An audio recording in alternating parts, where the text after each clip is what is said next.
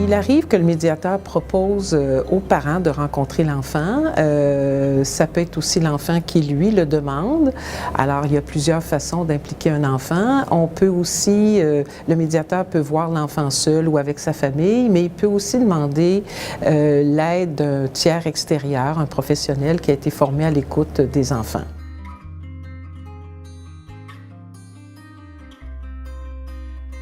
Il y a plusieurs approches. Évidemment, si le médiateur rencontre lui-même l'enfant, ça dépend de son âge et il va évidemment utiliser de techniques et stratégies pour le mettre à l'aise, différents outils pour l'aider à s'exprimer. Ça peut être la parole, le dessin, le jeu.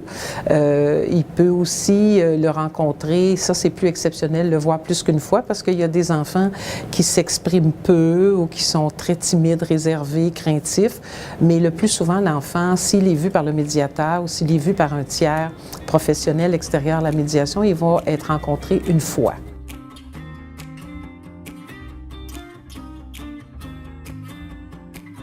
Bien, selon, est-ce que des façons particulières, ça dépend encore là du stade de développement de l'enfant.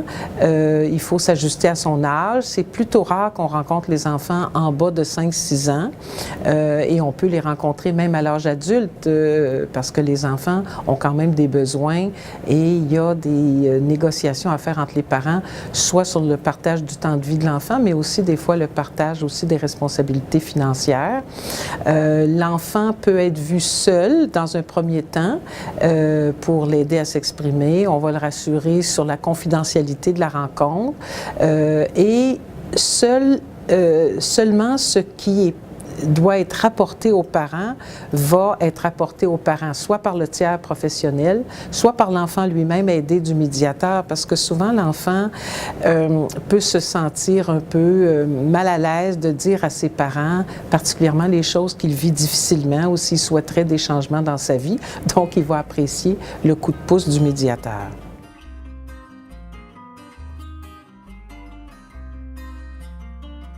Si jamais, soit l'enfant demande à être vu par un médiateur, que ce soit le médiateur qui le propose ou les parents, il faut que l'enfant soit préparé à voir le médiateur et on a un dépliant justement qui a été fait pour aider les parents à se préparer à ça.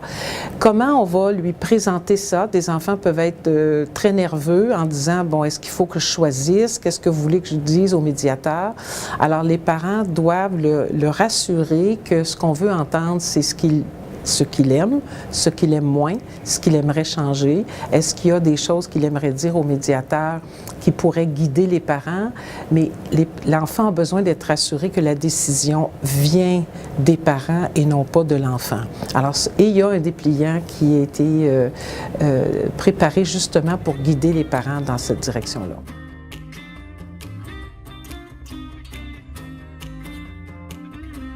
On pourra trouver ce dépliant sur le site web du COAMF, mais aussi sur les autres ordres professionnels.